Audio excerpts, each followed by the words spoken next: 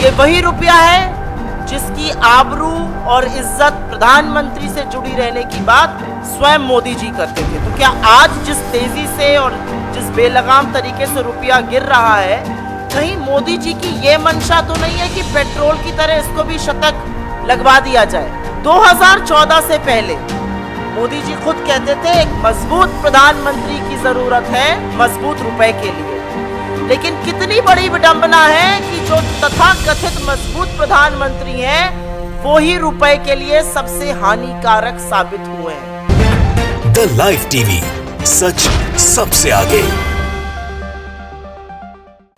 आप सबको मेरा नमस्कार। Thank you very much for coming. एक बहुत अहम मुद्दे पर आप लोगों से बात करने के लिए आए हैं, लेकिन इससे पहले कि बात शुरू करें, आपको कुछ वीडियो दिखा देते हैं जिससे कॉन्टेक्स्ट सेटिंग हो जाए। Can we play the video please? मैं शासन में बैठा हूं, मुझे मालूम है इस प्रकार से रुपया इतनी तेजी से गिर नहीं सकता। अरे नेपाल का रुपया नहीं गिरता है, बांग्लादेश की करेंसी नहीं गिरती है, पाकिस्तान की करेंसी नहीं गिरती, श्रीलंका की करेंसी नहीं गिरती। क्या कारण है? हिंदुस्तान का रुपया पतला होता जा रहा है।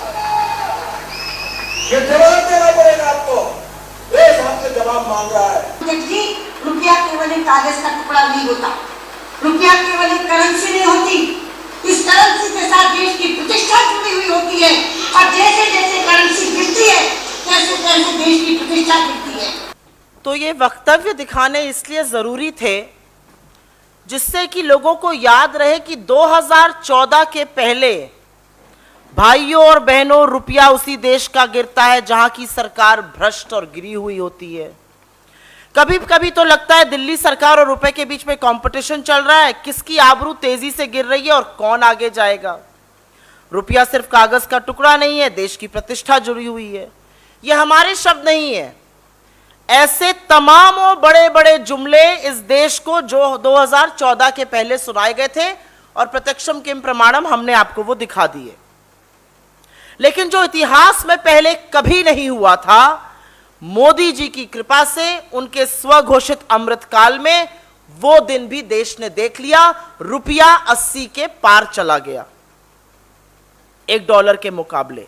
ये वही रुपया है जिसकी आबरू और इज्जत प्रधानमंत्री से जुड़ी रहने की बात स्वयं मोदी जी करते थे। तो क्या आज जिस तेजी से और जिस बेलगाम तरीके से रुपया गिर रहा है, कहीं मोदी जी की ये मंशा तो नहीं है कि पेट्रोल की तरह इसको भी शतक लगवा दिया जाए? 2014 से पहले मोदी जी खुद कहते थे एक मजबूत प्रधानमंत्री की जरूरत है मजबूत रुपए के लिए।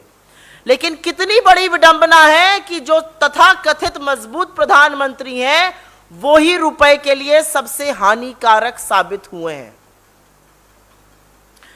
इतिहास में रुपए को सबसे कमजोर करने वाले प्रधानमंत्री मोदी जी बन चुके हैं पिछले 8 साल में।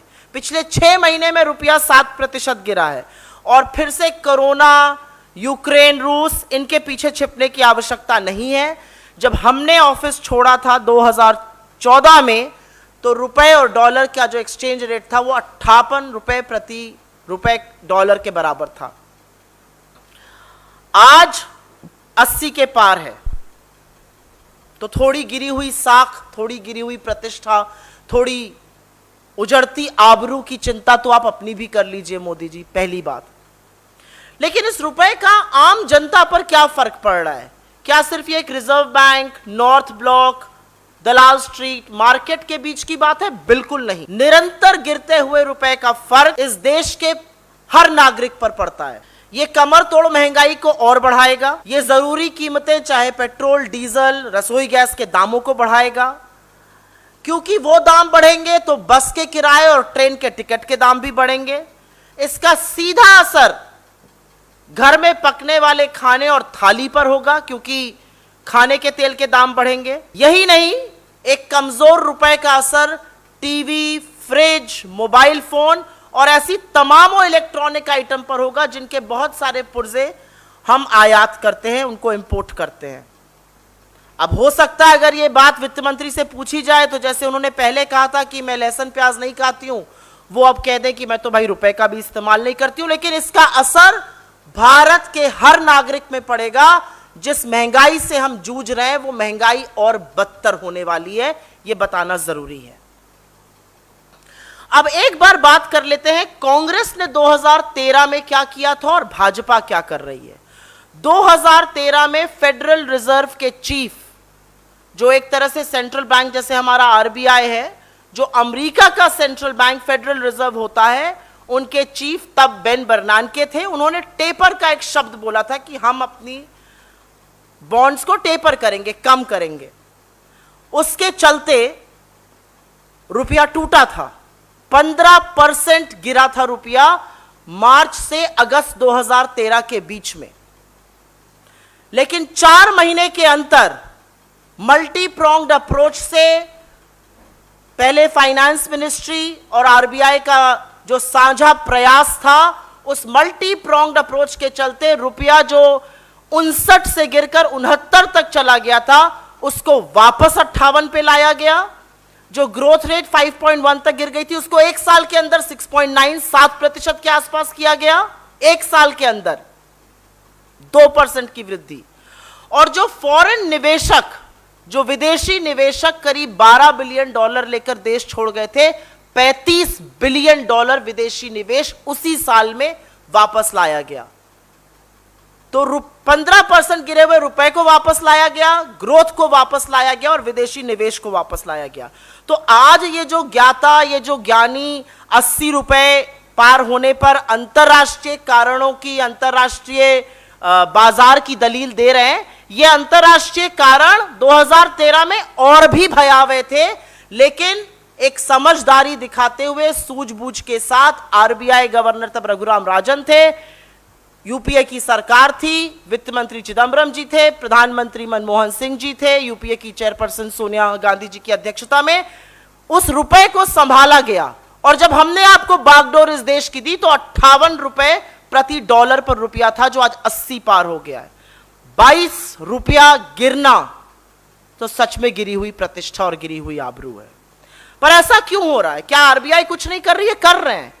जनवरी के साल से अभी तक $40 बिलियन के ऊपर आरबीआई ने मार्केट में लगाया है कि रुपया डिफेंड हो सके। उसके बाद भी रुपए क्यों गिर रहा है? क्योंकि निवेशकों को इस सरकार की नीति में, इस सरकार के कानून में, इस सरकार की अर्थव्यवस्था को चलाने की क्षमता में रत्ती भर भी यकीन नहीं है और इसलिए पैसा देश से बाहर जा रहा है। और एक बात साफ है कि जो लोग, खुद प्रधानमंत्री जी को आपने यहां पे सुना, वो तो खैर लाल आंखें भी दिखाने की बात करते थे, अब आंखें मूंद लेते हैं, जो रुपए की बढ़ चढ़ के बात करते थे, जो रुपए को मजबूत बनाने की बात करते थे, उनके तमामों वो चाटुकार, सिनेमा जगत के तमामों लोग जिनको रुपए की बड़ी चिंता थी, आज बिल्कुल चुप हैं। पर इस सुई पटक सन्नाटे से तो काम बनेगा नहीं। रुपए के बारे में कुछ करना पड़ेगा और यह स्वीकारना पड़ेगा कि रुपए के गिरने का कारण बेलगाम महंगाई और एक ध्वस्त अर्थव्यवस्था है। कभी किसी के पीछे, कभी किसी के पीछे छुपना बंद करना पड़ेगा। लेकिन हर बार की तरह इस बार भी सरकार पूरी तरह से दिशाहीन नजर आ रही है और संशय और डर यह लगता है कि कहीं साहब 80-90 पूरे 100 करने पर तो नहीं हम आता है रुपए के साथ भी। और अंत में अपनी बात यही कह के खत्म करेंगे कि रुपए के लिए मोदी जी आप हानिकारक हैं।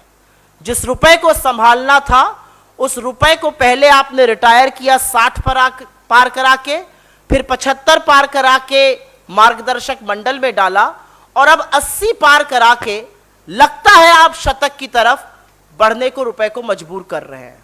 तो जागिए, समझिए और रुपए को संभालिए, क्योंकि जैसा कि आप कहते थे, शायद आपकी साख, प्रतिष्ठा और आबरू उजड़ती जा रही है। देखिए, रुपया 100 के 80 के पार है और संशय यह है कि या ये 100 तक भी गिरने दिया जाएगा या सरकार जागेगी, क्योंकि सरकार अभी तो बहुत सुप्त लग रही है रुपये पर। एक शब्द, एक स्टेटमेंट सरकार की ओर से आया नहीं है। जो सरकार के चरण चुंबक हैं वो समझाने की कोशिश कर रहे हैं कि कैसे ये वैश्विक कारणों से हो रहा है। वैश्विक कारण तो हमेशा से रहते थे, 2013 में भी थे, अभी भी थे। 2013 में सरकार ने आरबीआई के साथ मिलकर रुपए को संभाला, निवेश बढ़वाया, विदेशी निवेश आया, ग्रोथ बढ़ी। आप क्या कर रहे हैं? हर पैरामीटर पे, इकोनॉमिक पैरामीटर पर ये सरकार विफल है, लेकिन उसके बाद भी किस दम्भ और किस तरह से सीना ठोककर ये झूठ बोलते हैं, ये इन्हीं के बस की बात है। द लाइव टीवी, सच सबसे आगे।